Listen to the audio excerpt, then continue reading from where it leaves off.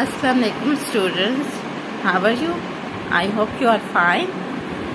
Title तो आप लोगों ने पढ़ ही लिया होगा कि हम आजकल क्या पढ़ रहे हैं, फंक्शंस को पढ़ रहे हैं। ठीक है, फर्स्ट वीडियो में हमने फंक्शंस पढ़ा था, फंक्शन क्या होता है और उसकी बेसिस देखी थी, बेसिक्स देखी थी, कहाँ कहाँ फंक्शन अप्लाई होता है। और हमने क्या देखा था, उसकी डेफिनेशन देखी थी और डेफिनेशंस के साथ हमने कुछ एग्जांपल्स किए थे। ठीक है, अब हम नेक्स्ट आउटलाइन उसके पर आ रहे हैं, वर्टिकल लाइन टेस्ट। ठीक है, वर्टिकल लाइन टेस्ट के लिए सबसे पहले वर्टिकल लाइन टेस्ट हम देखेंगे। वर्टिकल लाइन टेस्ट पे हम ये देखेंगे कि ग्राफिकल मेथड में हम फंक्शंस कहाँ कहाँ अप्लाई कर सकते हैं और कौन कौन सा प्रॉब्लम फंक्शन है या नहीं है। ठीक है, तो क्या टॉपिक हमारा vertical line test, a graphical method to check if the curve is a function of node। क्या हम देखेंगे, ग्राफिकल मेथड से हम चेक करेंगे कि if the curve is a function of node, कि जो भी हमारे पास कर्व है वो क्या है, फंक्शन है या नहीं है। ठीक है, draw vertical line at different positions. क्या करेंगे हम, वर्टिकल लाइन अप्लाई करेंगे at different position if it intersect the curve at more than one point that is not a function. I think आप लोगों को इस तरह से जो समझ नहीं आया होगा, मैं आपको एग्जांपल से समझाती हूँ और इसको भी समझाती हूँ कि क्या क्या कह रहे हैं ये वर्टिकल लाइंस का। आप जानते हैं कि वर्टिकल लाइन क्या होती है, इस तरह से होती है, और ये क्या होती है हमारे पास, हॉरिजॉन्टल लाइन होती है। ये क्या होती है हमारे पास, वर्टिकल लाइन होती है। ठीक है, और ये हमारे पास क्या होती है, हॉरिजॉन्टल होती है। ठीक है, अब इसमें एग्जाम्पल हम देखेंगे। फॉर एग्जाम्पल हमारे पास एक कर्व है। फर्स्ट एग्जाम्पल देखिए, हमारे पास एक कर्व है, हमने क्या करना है कि वर्टिकल लाइन अप्लाई करनी है और अगर एक पॉइंट के अलावा ज़्यादा पॉइंट पर वो कट कर दे, ठीक है, कर्व को कट कर दे, तो वो फंक्शन नहीं होगा। अब फर्स्ट एग्जाम्पल देख लें। फर्स्ट एग्जाम्पल में हम वर्टिकल लाइन क्या अप्लाई करेंगे। अब यहाँ देखें, वर्टिकल लाइन अगर हम अप्लाई करते हैं, यहाँ तो ग्राफिक कर्व ही नहीं है, यहाँ अगर हम अप्लाई करते हैं, यहाँ अप्लाई करते हैं, यहाँ अप्लाई करते हैं, यहाँ अप्लाई करते हैं। अब ये देखें, ये कर्व क्या है कि कर्व को यहाँ से भी कट कर रही है वर्टिकल लाइन और यहाँ से भी कट कर रही है। इसी तरह ये वाली सेकंड भी वर्टिकल लाइन यहाँ से भी कट कर रही है, यहाँ से भी कट कर रही है, यहाँ से भी कट कर रही है। देखें, यहाँ से सारे। और हमने क्या कहा था, ड्रा वर्टिकल लाइन। हमने वर्टिकल लाइन टेस्ट कैसे अप्लाई करना है, draw vertical line at different position. Different position में यहाँ भी हमने अप्लाई कर दिया, यहाँ भी अप्लाई कर दिया। ठीक है, जहाँ जहाँ हो सकता है वर्टिकल लाइन हमने अप्लाई की है। If it intersect the curve at more than one point that it's not a function. क्या कह रहे हैं, अगर इंटरसेक्ट की कर्व को अगर वो इंटरसेक्ट कर देती है at more than one point से ज़्यादा इंटरसेक्ट कर देती है, देन वो क्या कहलाएगी, फंक्शन नहीं होगा। तो हम इसको कह सकते हैं ये फंक्शन है, नहीं है, नॉट। ठीक है, not a function. Next example देख लें। नेक्स्ट एग्जाम्पल में देखें, यहाँ हम वर्टिकल लाइन अप्लाई करते हैं, यहाँ करते हैं, यहाँ करते हैं, यहाँ वर्टिकल लाइन अप्लाई की, यहाँ वर्टिकल लाइन अप्लाई की। अब यहाँ तो कर्व है नहीं, यहाँ देखें कर्व है तो वहाँ यहाँ भी कट इंटरसेक्ट कर रही है लाइन, यहाँ भी इंटरसेक्ट कर रही है। इसी तरह यहाँ भी इंटरसेक्ट कर रही है, यहाँ भी इंटरसेक्ट, यहाँ देखें फोर्थ पॉइंट पर इंटरसेक्ट कर रही है, यहाँ सेकंड 2 पॉइंट पर, यहाँ 2 पॉइंट पर, यहाँ 4th पॉइंट पर इंटरसेक्ट कर रही है। ठीक है, तो ये भी हमारा क्या कहलाएगा, नॉट अ फंक्शन। ठीक है, नेक्स्ट आप देखें, नेक्स्ट देखें एग्जाम्पल क्या है कि हमने क्या चेक करना है कि ये वर्टिकल लाइन टेस्ट को चेक करना है इस ग्राफ पर। थर्ड एग्जाम्पल है, इसमें अगर हम वर्टिकल लाइन अप्लाई करें, देखिए 1 पॉइंट को इंटरसेक्ट कर रही है, 1 पॉइंट को इंटरसेक्ट कर रही है, 1 पॉइंट को इंटरसेक्ट कर रही है। ठीक है, तो ये 1 पॉइंट को इंटरसेक्ट कर रही है, तो ये हमारा क्या कहलाएगा, फंक्शन कहलाएगा। प्रॉब्लम 1 है, जिसमें हम देखेंगे कि which graph is not a function. ये कुछ और ग्राफ मैंने ले लिए हैं, उसमें देखेंगे कि फंक्शन है या नहीं है। ठीक है, मैंने इसलिए ज़्यादा एग्जांपल लिए हैं ताकि आप लोगों को इजीली समझ आ सके, आप लोगों का कॉन्सेप्ट क्लियर हो सके। अगर हम ये वाला ग्राफ लेते हैं, इसको वर्टिकल लाइन टेस्ट करते हैं, तो ये बताएं वर्टिकल लाइन है या नहीं है। देखिए, यहाँ से भी कट कर रही है कर्व को, यहाँ से भी कट कर रही है कर्व को, यहाँ से भी कट कर रही है और यहाँ से भी पॉइंट को कट कर रही है। यहाँ इस पॉइंट पे भी कट कर रही है कर्व को, इस पॉइंट पे भी कर रही है। तो ये क्या होगा, नॉट अ फंक्शन। ठीक है, नेक्स्ट देखें, अब इसको देखें,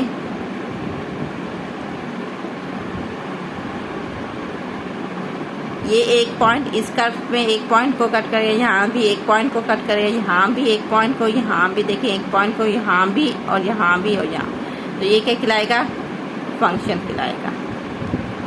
ठीक है, नेक्स्ट देखें, थर्ड एग्जाम्पल इसमें देखें, यहाँ कट करी है,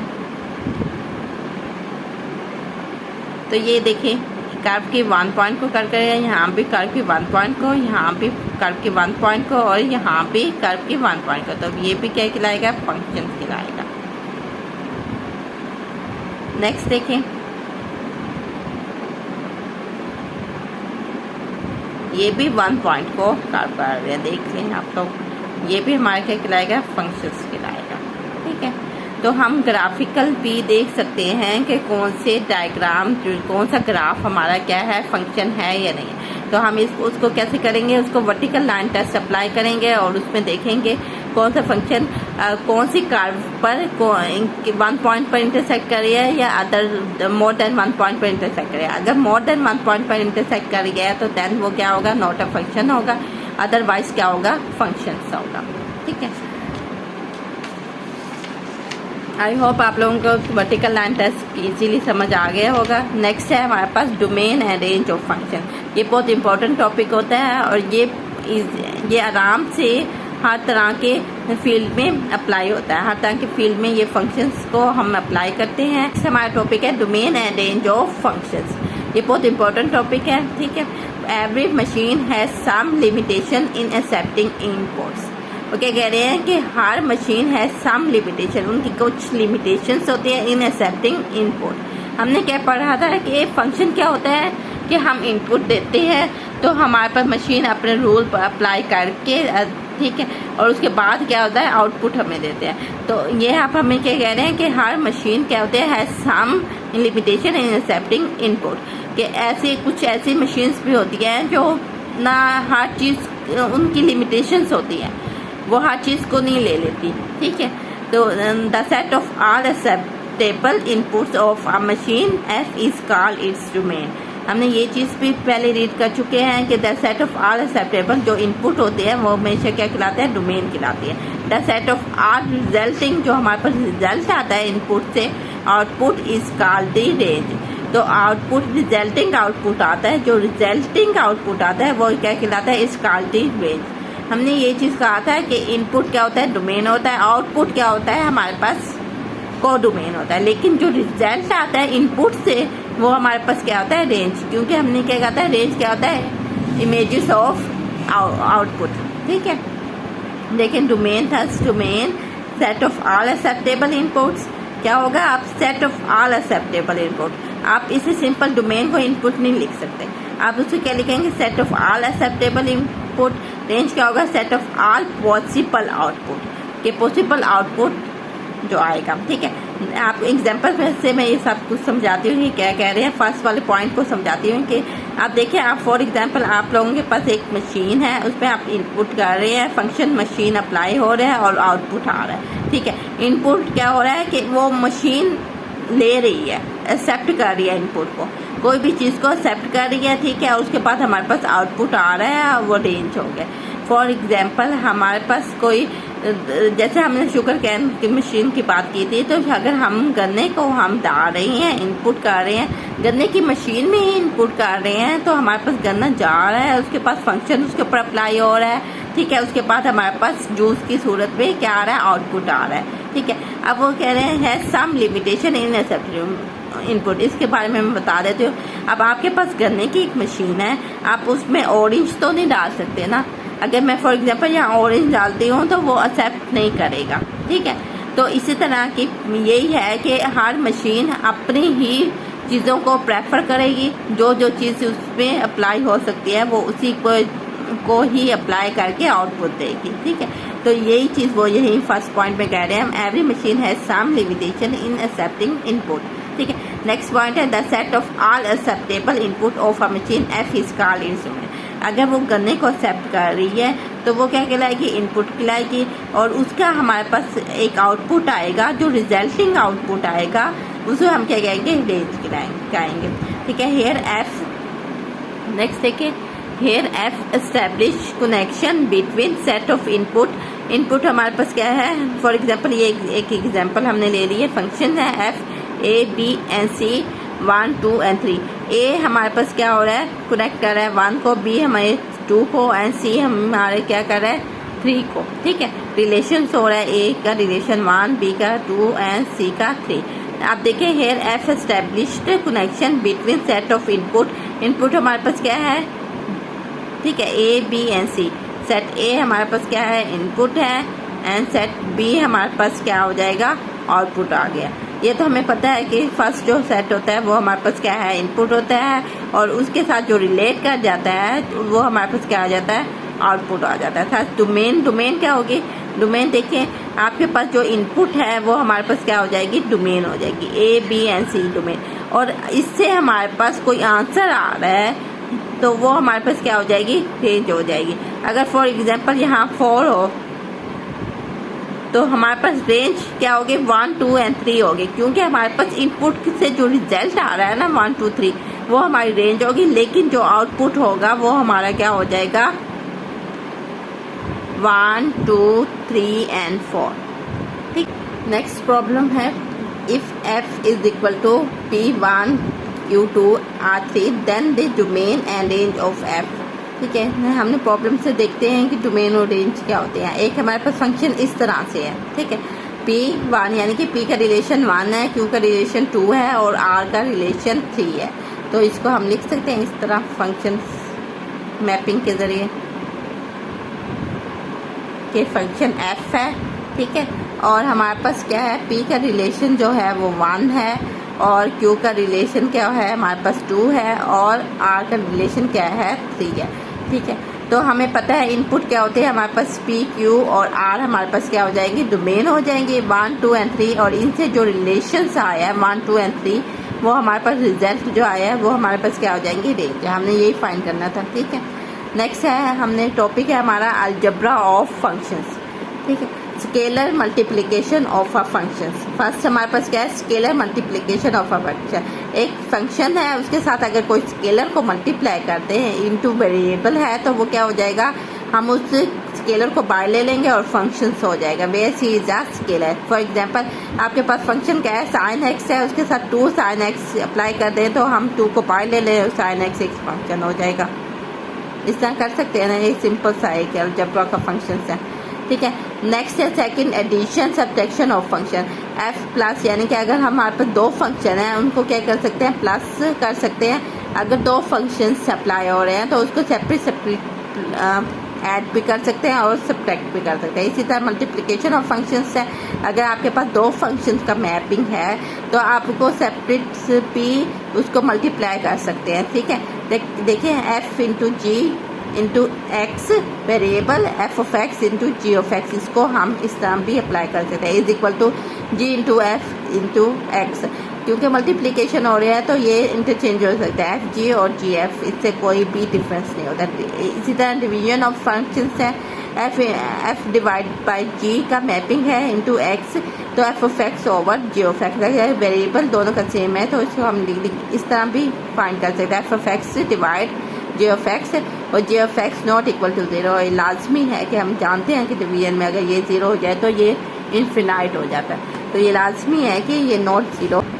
नेक्स्ट प्रॉब्लम है, if A is equal to 1 2 such that functions F A से बी पे मैप कर रहा है, एफ ऑफ एक्स फंक्शन क्या है 2x + 2 एंड जी एक्स हमारे पास क्या है, x है, और जी हमारे पास जो है वो मैप क्या कर रहा है a to c। हमारे पास क्या है, एक फंक्शन a से b की तरफ मैप कर रहा है और g हमारे पास क्या है, a से c की तरफ मैप कर रहा है, और f ऑफ x का फंक्शन दिया हुआ है, g ऑफ x का फंक्शन दिया है। हमने क्या फाइंड करना है, find function of f find करना है। ठीक है, function of f plus g find करना है, f माइनस g फाइंड करना है, f मल्टीप्लाई g फाइंड करना है और f इंटू g फाइंड करना है। तो फर्स्ट हम सोल्यूशन करते हैं, f प्लस g हमने क्या अलजेब्रा में पढ़ा था कि अगर हमारे पास f plus g into x हो तो उसको हम किस तरह से फाइंड कर सकते हैं, f of x plus G of X, ये फाइंड कर सकते हैं। तो इसी तरह हम इसको लिख सकते हैं F of X plus G of X. तो हमारे पास फंक्शन एफ ऑफ एक्स क्या है 2x प्लस 2, ठीक है, पुट कर देंगे। जी ऑफ एक्स का फंक्शन क्या है x है, तो ये पुट कर देंगे। तो 2x प्लस 2 प्लस एक्स, ये क्या हो जाएगा 2x प्लस एक्स क्या हो जाएगा 3x हो जाएगा प्लस 2 हो जाएगा, ठीक है। इसी तरह f माइनस जी इंटू एक्स, इसको भी हम इसी तरह फाइंड कर सकते हैं। अगर f माइनस जी हो अलजेब्रा ऑफ फंक्शन में हमने देखा है कि उसको हम कैसे लिख सकते हैं F of X minus G of X, के f के साथ x भी मल्टीप्लाई हो जाएगा माइनस जी के साथ भी x मल्टीप्लाई हो जाएगा। इसी तरह एफ ऑफ एक्स का फंक्शन देखेंगे, पुट करेंगे 2x प्लस 2, ठीक है, माइनस और जी एफ एक्स का फंक्शन अप्लाई करेंगे तो वो हमारे पास क्या है माइनस एक्स है। तो 2x माइनस एक्स क्या हो जाएगा x हो जाएगा प्लस 2, ठीक है। इसी तरह f dot G into x, इसको हम कैसे फाइंड कर सकते हैं F of x dot G of x, यानी कि डॉट के क्या मतलब होता है मल्टीप्लीकेशन। तो एफ ऑफ एक्स का फंक्शन हमारे पास क्या है 2x प्लस 2 पुट कर देंगे और जी ऑफ एक्स का फंक्शन क्या है x है, तो वो पुट कर देंगे, ठीक है। तो ये क्या हो जाएगा, इसको मल्टीप्लाई कर देंगे, x को मल्टीप्लाई करेंगे तो 2x के साथ 2x का स्क्वायर हो जाएगा प्लस 2 को x को मल्टीप्लाई करेंगे 2 के साथ तो 2x हो जाएगा। इसी तरह डिवीजन का है आपके पास f over g into x, तो F of x over ji of x भी इस तरह भी आप लिख सकते हैं। तो 2x प्लस 2 पुट कर दिया, एफ ऑफ एक्स का फंक्शन पुट कर दिया, इसी तरह जी ऑफ एक्स का x पुट कर दिया। तो इसको डिवाइड कर दिया, इसको इसके साथ डिवाइड कर दिया, इसको इसके साथ आप सेपरेट भी डिवाइड कर सकते हैं। तो x से कैंसिल 2 ओवर एक्स, तो हमारे पास आंसर क्या आ जाएगा 2 प्लस 2 ओवर एक्स। ये बहुत ईजी से प्रॉब्लम से है जिसमें हम अलजेब्रा ऑफ फंक्शंस को कैसे हम फाइंड कर सकते हैं, ये इसमें हमने देखा है। नेक्स्ट हम टॉपिक में डोमेन है रेंज को बहुत ही डीपली हम पढ़ेंगे कि नेक्स्ट वीडियो में हम पढ़ेंगे, और उसमें आप लोगों को डोमेन है रेंज के मैं प्रॉब्लम्स भी करवाऊंगी, कैलकुलस के भी कुछ प्रॉब्लम्स करवाऊंगी और आप लोगों को बहुत इजीली आ जाएंगे और आप लोगों को कभी भी नहीं भूलेंगे। आई होप कि आप लोगों को ना समझ आ गई होगी। अगर आप लोगों के कोई क्वेश्चंस हो, अगर इसके बारे में कुछ भी प्रॉब्लम्स हो तो आप लोग मुझे कमेंट कर सकते हैं, मैं आप लोगों को लाजमी इसका रिप्लाई करूँगी और आप लोगों को जितना भी हो सकेगा मैं आप लोगों को समझा दूँगी, वो क्लियर करूँगी आप लोगों के concept. Please subscribe my channel, share and like. अल्लाह हाफिज़।